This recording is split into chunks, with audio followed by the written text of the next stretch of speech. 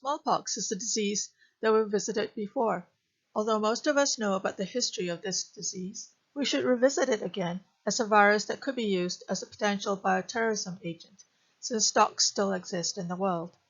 The disease is transmitted by direct contact and through the respiratory route. It has a longer than average incubation period of 2 weeks, after which a uniform rash appears that develops into pustules. Risk of transmission is at its highest during the first week after the appearance of lesions. Also, it's very appropriate to end this communicable disease course with a disease like smallpox, since it was one of the diseases we talked about during the very first lecture at the beginning of the semester. So even though this disease has been eradicated by the successful WHO Global Eradication Campaign, we can learn a lot from it and its history, as well as the story of how the first vaccine was created and named as such.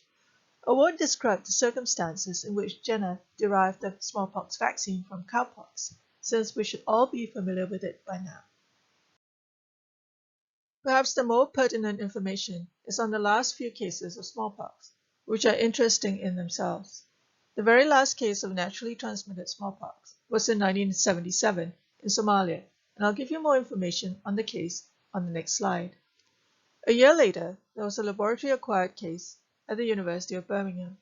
The disease was acquired through occupational exposure, as the case worked as a medical photographer, and her office was located a floor above the virology lab where smallpox was being handled. Due to the assumption that she had chickenpox, it was too late by the time smallpox was diagnosed, and she died. Also, her father died of a heart attack after visiting her in hospital, and the head of department committed suicide, so there were 3 deaths related to this incident. This is also the university I attended for my first and graduate degrees. In 1979, there were no more cases of smallpox. The disease was eradicated. However, smallpox virus stocks remain in 2 laboratories in the United States and Russia, and so we need to be vigilant that there is a potential of breaches occurring and the virus being used as a bioterrorism agent. I'm not sure if you've heard about our own equivalent of the CDC labs, the National Microbiology Laboratory in Winnipeg, where scientists sent Ebola virus specimens to the virology lab in Wuhan, the epicenter of the current COVID pandemic. When this was discovered, she was asked to leave and no longer works there. The last case of smallpox was Ali Malin, who was a hospital cook when he volunteered to give 2 small children a ride to the hospital. He caught the milder form of smallpox from them and survived to become the very last case of naturally acquired smallpox in the world. Apparently, he was given the vaccine, but he was not immunized successfully. He later admitted that he was actually evaded getting vaccinated because he was afraid of needles and told everyone he already received the vaccine. After he survived his smallpox infection, he made it a personal quest to help the polio eradication campaign in Somalia, as in his words, he didn't want Somalia to be the country with the last case of polio. He was successful in this endeavor, but unfortunately died in his mid-50s in 2013 of malaria that he contracted while working for the polio vaccine campaign. A case of smallpox is confirmed in the laboratory by the isolation of variola virus from an appropriate clinical specimen or detection of variola virus nucleic acid. Laboratory specimens can be whole blood, lesion fluid, or crust material from the pustules. A half milliliter sample at the very lowest volume is required for PCR detection of variola virus DNA or isolation of the variola virus. Clinical specimens should be refrigerated or frozen and shipped on dry ice as frozen specimens or in coolers on wet ice at 4 degrees Celsius. Any specimens suspected of containing risk group 4 pathogens need to be shipped in compliance with transport of dangerous goods regulations. The packaging needs to be carried out and signed off by a certified individual. We've already discussed this in a previous lecture, but I'll go over it again in the Ebola part of this lecture. Any testing related to suspected smallpox should be carried out under Level 4 containment facilities at the National Microbiology Laboratory in Winnipeg, Manitoba. Contact the Public Health Agency of Canada immediately using the 24-hour emergency line 1-800-545-7661, even in the event of a suspected case, in order to activate the Emergency Response Assistance Plan program called ERAP. The smallpox virus belongs to the Poxviridae family in the orthopox virus genus. There are two types of smallpox viruses. Variola major causes a most severe form of the disease, which has a considerably higher CFR, and variola minor, which causes a milder disease that has a much lower CFR. The virus is a double-stranded DNA virus, which is highly contagious, and even though it has been eradicated up till today, we do not have any treatment for this disease. The smallpox vaccine is cowpox, the vaccinia virus. It is also in the same genera as the smallpox variola virus, that is, the orthopox virus genus. However, today, the vaccine strain is a little different to genus original cowpox strain. Its origins are actually unknown, and the vaccinia virus is a recombinant virus of smallpox and cowpox. The live virus is used for the smallpox vaccine. The WHO vaccination program has been discontinued since the disease is now eradicated, and routine immunization in Canada stopped in 1972. The smallpox vaccine is still available today to first responders on a voluntary basis, such as laboratory workers, emergency public health workers and healthcare workers, and emergency medical services personnel who are at risk of exposure in a bioterrorism event may also be given the vaccine. It is contraindicated in those with deficient immune systems, however. Additional information and necessary forms for vaccination of laboratory staff can be obtained from the Public Health Agency of Canada Centre of Emergency Preparedness and Response. This centre also has an Office of Emergency Preparedness that has a smallpox contingency plan based on the recommendations for actions if a case of smallpox occurs in Canada or elsewhere in the world. There are also other smallpox-related viruses that have been of concern in the past. Human monkeypox is a disease that closely resembles smallpox, as the virus belongs to the same orthopox virus genus. It is considered to be an emerging infectious disease. The first human case was identified in rural Western and Central Africa, after more than 400 cases were reported in the Democratic Republic of Congo. In 2003, there was a multi-state outbreak in the United States with more than 50 human cases associated with pet prairie dogs purchased from a pet store that imported infected Gambian giant rats and other rodents from Ghana. Both Ebola and Marburg viruses cause viral hemorrhagic fevers. The first time that these viruses came to the attention of the world outside of Africa was in 1967 in Marburg, Germany, when more than 30 people fell ill and 7 died after contact with imported African monkeys from Uganda. When examined using electron microscopy, the virus had a strange filamentous shape, and the name filoviruses was subsequently given to this group of viruses. Symptoms were mild at first, including headaches and muscle pain, but then a high fever, rash, vomiting blood, and bleeding profusely, both internally and externally, from the nose and eyes follows. A few days later, organ failure and shock makes this disease life-threatening, and case fatality rates are high, from a quarter to more than 3/4 of the cases. Ebola virus disease is also similar to the disease caused by the Marburg virus. The incubation period is variable from 2 days to 3 weeks. Initial symptoms are flu-like, but there may also be gastrointestinal symptoms and a rash.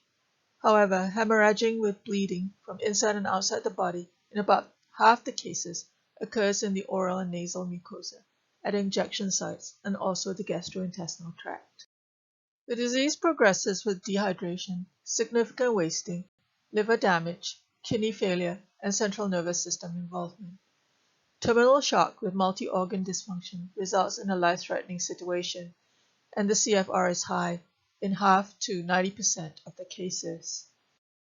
Ebola and Marburg viruses are transmitted through contact with the blood and bodily fluids of infected individuals by reusing contaminated needles or washing the body before burial in some of the local customs. The likelihood of contracting any viral hemorrhagic fever, including Ebola, is considered extremely low, unless there's been travel to the affected area and direct contact with bodily fluids of symptomatic infected persons or animals, or with objects that have been contaminated with bodily fluids. The natural host reservoir for Ebola is unknown. However, natural infections have been found in non-human primates, such as gorillas, chimps, and monkeys, as well as bats and forest antelopes. The disease can only be transmitted from person to person after symptoms have started, which is very useful in controlling this disease.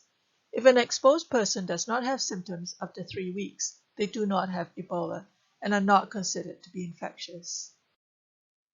Risk factors for Ebola include those who are caring for cases, lab handling of the Ebola virus or bodily fluids from cases, spending time in a healthcare facility where cases are being treated in a region with widespread and intense Ebola virus transmission, and having sexual contact with a case. Traveling to a region with widespread and intense Ebola virus transmission within 21 days constitutes a low risk factor. However, additional risk factors include close contact in households, healthcare facilities, or community settings with a person with Ebola, while the person was symptomatic, with close contact defined as being within approximately 2 meters or 6 feet of a person with Ebola for a prolonged period of time. Contact with any human remains of a case or contact with human remains in a region with widespread or intense Ebola virus transmission is also a risk. Contact with bats, primates, and wild animals, and bush meat from affected regions is also considered a risk factor. Since 1976, there have been frequent outbreaks in Africa, and I've listed some notable events. Perhaps the most interesting one occurred in the United States, with infected laboratory monkeys imported from the Philippines. You may be wondering how a disease like Ebola could be present outside Africa. This is because the bat reservoir is present in many tropical parts of the world, including Asia. Not all monkeys were affected with the Ebola virus. Some had a monkey form of the disease known as simian hemorrhagic fever. Although the mortality rate was very high in the monkey colony, none of the workers at the facility were symptomatic, even though antibodies to the Ebola virus were detected in their blood samples. Due to its low pathogenicity in humans, this species of Ebola virus, called the Reston Ebola virus. Reston is where the primate facility was located in Virginia.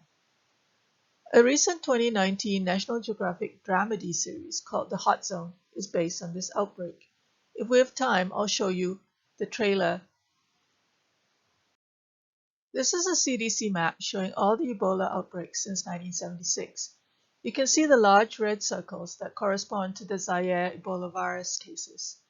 Zaire Ebola virus is the most fatal of all the Ebola virus species, and in 2014 to 2016, there was a massive multi-country outbreak of this Ebola virus in West Africa.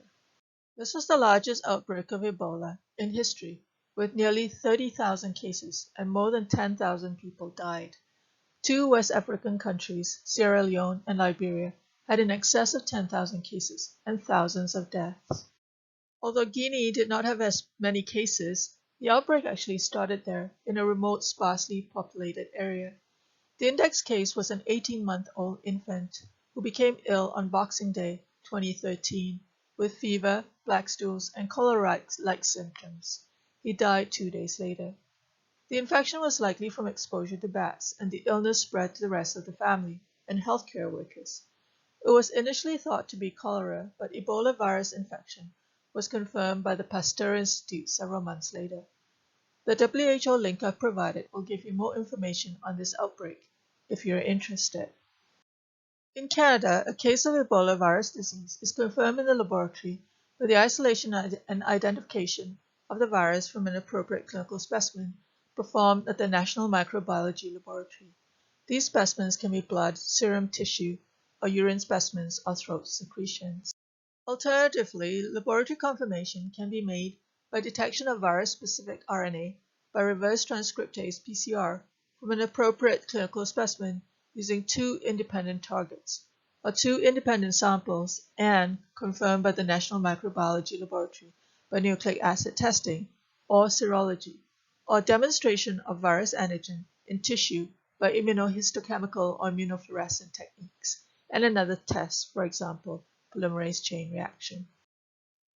Serology can also be used too, and the criteria are either demonstration of specific IgM and IgG antibodies by ELISAs, immunofluorescent assays, or Western blotting by the National Microbiology Laboratory, or an approved WHO collaboration center, or demonstration of a 4-fold increase in IgG titers by ELISA's immunofluorescence assays from an acute versus a convalescent serum sample. Both the Ebola and Marburg viruses belong to the same Filoviridae family, but in different genera. The two main outbreak species are Zaire Ebola virus and Sudan Ebola virus. Under electron microscopy magnification, the virus is a long, sometimes branched filamentous shape, as well as shorter filaments shaped like a 6 or a U or a circle, so it has a very characteristic morphology that is not seen in other viruses. It is also an unusually long virus and may be up to 14,000 nanometers or 14 micrometers in length, with a uniform diameter of 80 nanometers. It is an enveloped single-stranded negative sense RNA virus.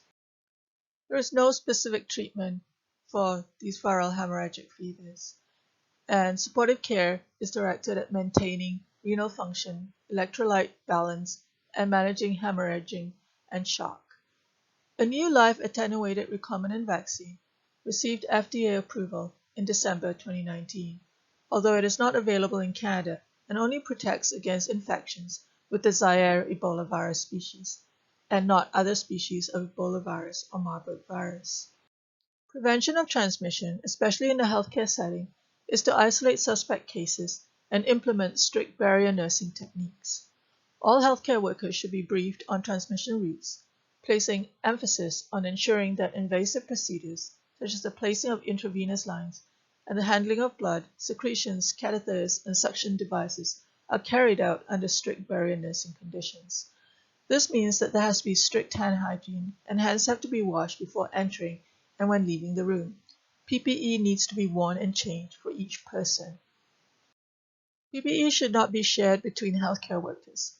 All non-disposable protective equipment should be disinfected, and soiled clothing or bed linen should be disinfected before handling. Education should be provided to all communities affected by Ebola about the disease and outbreak containment measures, including prompt and safe burial of the deceased. To prevent further transmission in the community, contact tracing of anyone exposed to Ebola is essential. Trace contacts and monitor for symptoms within the 21-day incubation period. All symptomatic contacts need to be isolated and their contacts traced. This process needs to be repeated till no new cases are identified. Missing contacts may result in further disease spread. Infection control precautions need to be in place while obtaining clinical laboratory specimens from patients. Laboratory staff need to be alerted prior to sending clinical specimens to the lab. Clinical samples from patients under investigation for Ebola virus disease should be shipped separately from other samples. If transportation delays are expected, samples should be refrigerated or frozen at -70 degrees Celsius. When a specimen needs to be sent for laboratory diagnosis, liaise with the provincial public health laboratory in the local area to coordinate with the National Microbiology Laboratory Operations Center Director through a special phone number which is staffed 24/7. Packaging, shipping, and transportation of specimens must comply with the requirements of the Transportation of Dangerous Goods Regulations of Transport Canada and the Dangerous Goods Regulations of the International Air Transport Association. Patient or primary sample specimens should be shipped in UN 2814 Class 6.2 Category A packaging, and ERAP, the Emergency Response Assistance Plan, must be activated. The Emergency Response Assistance Plan can be activated by contacting the Public Health Agency of Canada 24-hour emergency hotline. Concurrent with the request for laboratory services for Ebola virus disease and other viral hemorrhagic fevers, provinces and territories also need to notify and provide a clinical history of the patient's illness to the Public Health Agency of Canada Health Portfolio Operations Center using the same hotline number. Clarification of or further information may be requested from the patient's clinician in order to optimize the delivery of requested laboratory services. In order to prevent transmission of disease to laboratory workers, specimens should be placed in sealed plastic bags, then transported in a clearly labeled, durable, leak-proof container directly to the specimen handling center of the laboratory. Care should be taken not to contaminate the external surfaces of the containers. Clinical specimens should be processed in a Class 2 biological safety cabinet, following biosafety Level 3 practices. Recommended PPE for laboratory personnel handling these types of clinical specimens are double gloves, either an impermeable laboratory gown or a fluid-resistant gown worn over the lab coat, and either a combination of an approved particulate respirator, such as N95 or N100, and eye protection, for example goggles, face shields, or a shroud, or a powered air purifying respirator.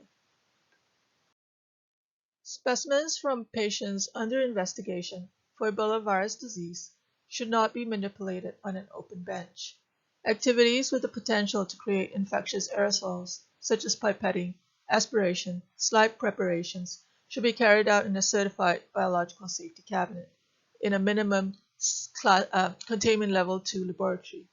Centrifugation of infectious material should be carried out using sealed safety cups or sealed rotors that are only opened and unloaded in the biosafety cabinet. Laboratories should maintain a log of all individuals who have handled, decontaminated, and transported these types of clinical specimens. Specimens should remain in the custody of designated laboratory personnel until testing is completed. Due to the potential risks associated with handling infectious materials, laboratory testing should be limited to the minimum necessary for essential diagnostic evaluation and patient care. Attempts to isolate or cultivate the virus should not be part of routine clinical laboratory diagnosis when viral hemorrhagic fevers are suspected.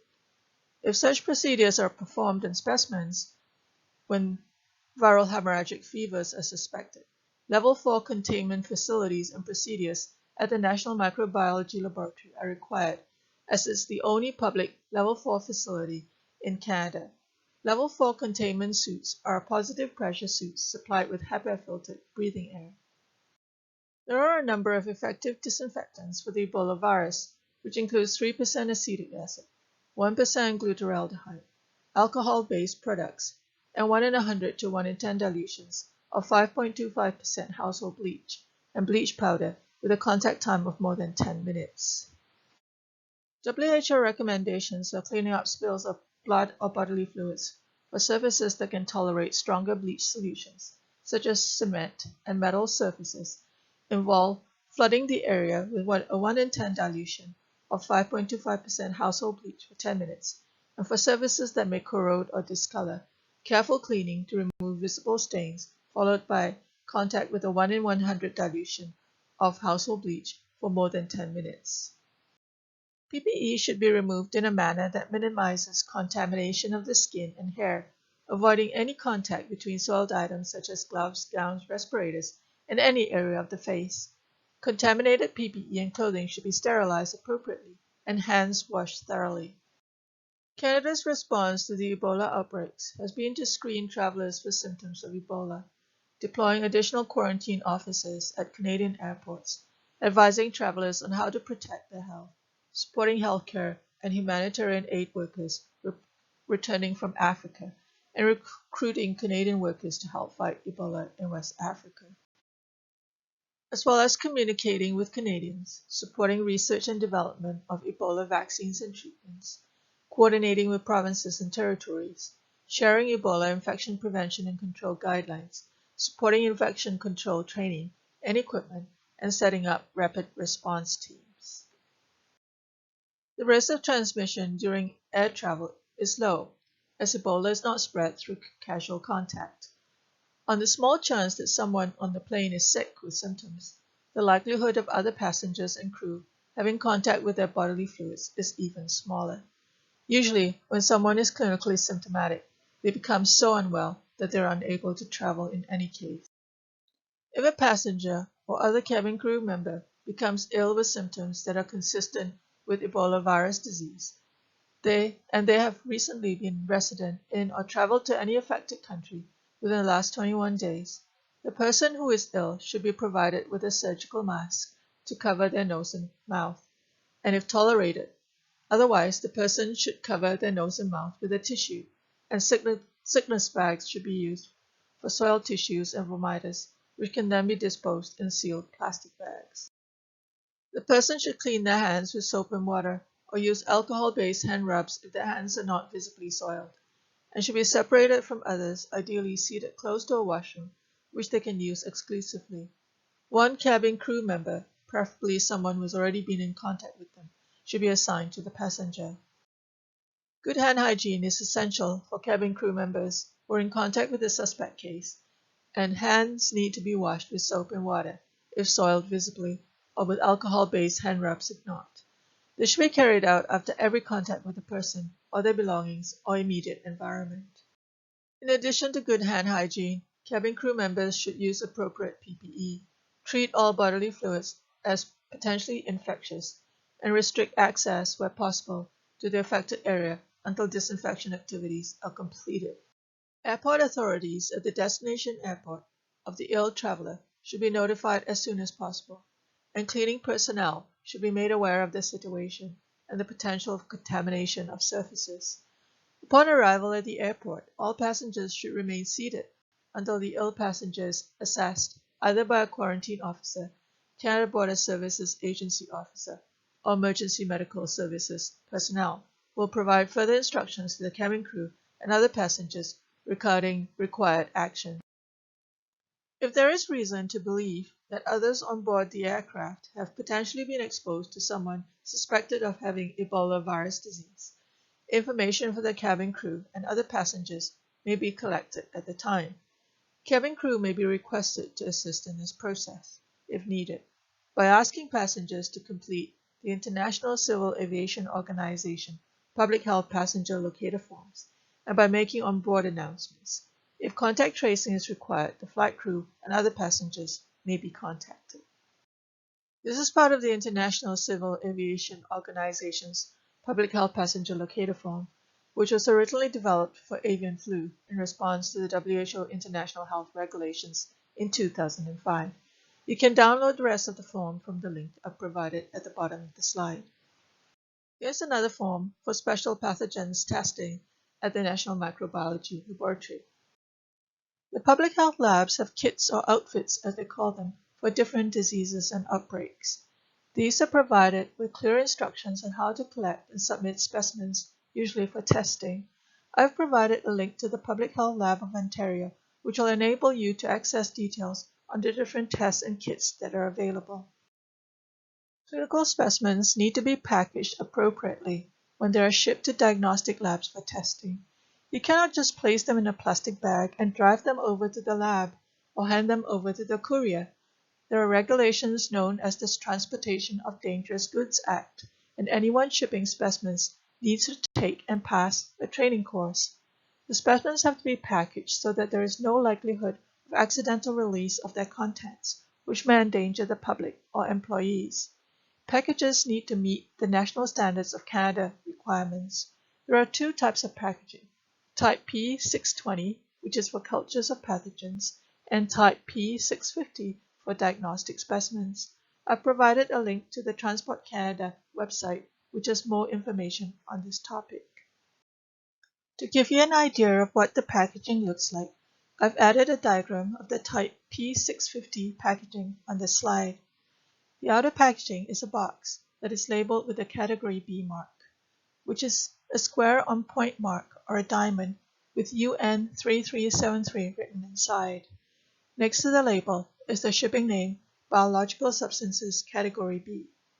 Also written on the box is the 24-hour telephone number. There are also labels for the shipper and the recipient. Inside the outer package is a leak-proof or sieve-proof container. This secondary packaging is cylindrical in shape and has a screw-on cap. The secondary packaging is affixed with a label that includes an itemized list of its contents. Inside the secondary packaging is a rack-type holder made from styrofoam or sponge. This rack is used for holding test tubes of specimens, which are surrounded by cushioning as well as absorbent material for soaking up any potential leaks.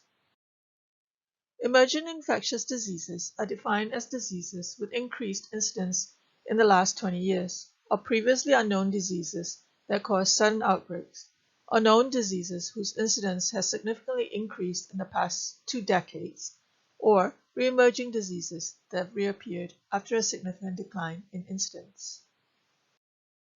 There are several different factors that may be responsible for the emergence of certain infectious diseases. These are human demographics and behavior, technology and industry, economic development and land use, international travel and commerce, microbial adaptation and change, breakdown of public health measures, and abnormal natural occurrences that upset the usual host pathogen balance, to name a few. I've added a list of infectious diseases that are considered to be emerging ones on the next few slides. They're in alphabetical order, and those with asterisks are the ones that we have covered in this course. On this slide are diseases from A to C. This slide is a list of diseases from D to H. And on this slide, diseases from I to ME are listed. Diseases from MO to R are listed on this slide. And diseases from S to V are listed here. Finally, diseases from W to Z are on this slide. All of them have links to the relevant CDC websites for more information if required.